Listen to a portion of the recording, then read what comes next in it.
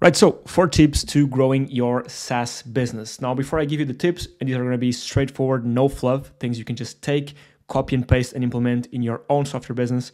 But before I do so, before we jump inside my little computer here, why am I qualified to speak on any of this? Well, because I've built 2 software companies so far. One was and is a marketplace we grew from zero to over $300,000 in sales in its first year of existence. And if you're interested in learning exactly how I did that, I've documented the whole process here on YouTube, literally from day zero. So check the first ever posted video on this channel. And the second one is the one I'm documenting right now, which we've just surpassed 10K a month. So with that said, let's just jump in and get straight to the tips. Right, so we're here inside of a magic whiteboard and let's just jump straight into it. These are the 4 tips, which I'll unlock here in just a second. So 4 tips to growing a SaaS from scratch, if of course you already have an idea, right? Because if you're growing something, you need to have at least something built. Maybe you have 0 customers, maybe you have 1, 10, right? But you at least have something. And I'll do a video on figuring out ideas and building the whole product. But for now, this is if you already have something to work with. Now, the very first thing, and the easiest thing you can do to grow the SaaS business in terms of customers is offering lifetime deals, LTDs. Now, these are good and bad. These are great because they're a great way to grow, right, your customer base fast because people love lifetime deals, right? And if you're building a SaaS, if you're promising the world, and a SaaS is a service, right? They're paying for a recurring service. It's a software as a service. And if people like the service you're offering and they get access to it for their life, it's a no-brainer. So this is an amazing way to get some customers in. Now, it's a pain in the ass because you got to support these customers for life, right? So do keep that in mind. But we did this, right? We did this with our second SaaS. Actually, with our 1.5 SaaS, which we made some money. Actually made 6K in pre-sales, right? Doing this, right? We did not have anything built, right? I mentioned you had to have something. We had 0 customers and we had just a landing page and a very, very limp MVP. So actually we had something, but just by offering LTDs, which was our first marketing strategy to grow the customer base, we did $6,000 in just a month, right? So it was great. And if you're just starting out, this is the best way to do it. Offer a lifetime deal. It's better to offer a lifetime deal than just to offer your SaaS for $1 a month, right? Offer a lifetime deal for $100, right? For life, right? That's one of the best things you can do, right? To do it, trust me.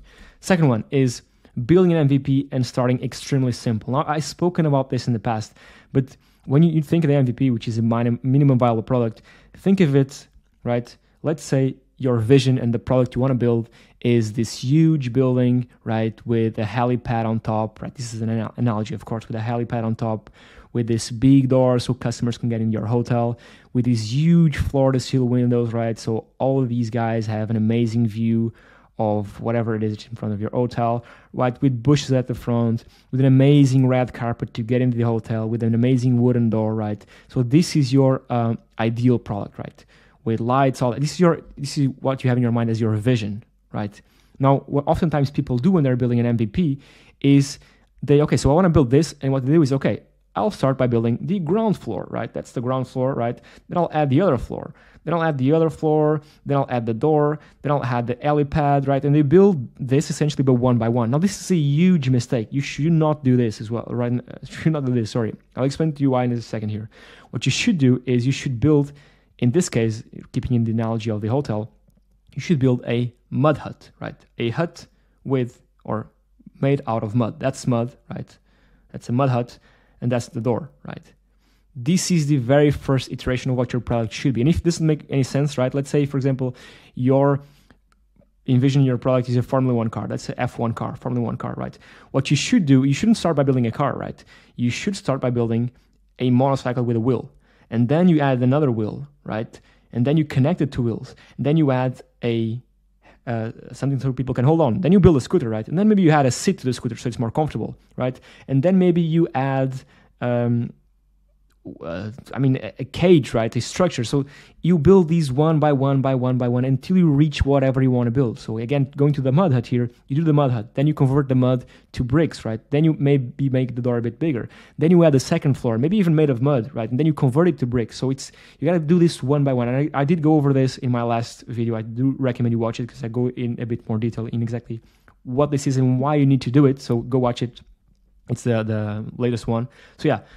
Second tip to run your SaaS is don't make the mistake of wanting to build this from scratch, because this is going to hinder your growth, right? I can tell you because of experience, this is going to hinder your growth and it's going to cost you a lot of money, right? Number 3, think about distribution from day one. This is so important, right? Distribution is the most important, is more important than product for the first months, because you don't know what you're building yet, right? Why? Because you're building a mud hut, right? And you think you want to build this, right? This is your holy grail. You think you want to build this huge skyscraper with a helipad.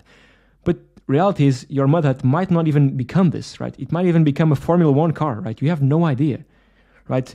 Trust me, you have no idea, because you're going to build your product based on the feedback from your customers, right?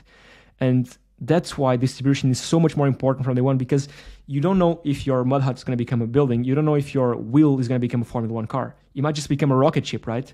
Or the mud hut might just become, for example, a boat. You have no idea, right? You have some ideas, but you have no idea of what it's going to become in the future.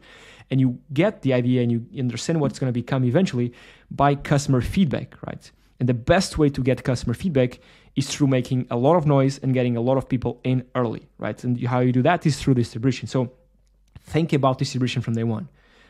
I gave a funny tweet the other day, which was there's 2 equations for guaranteed success. Noise plus shit product equals small boy profit.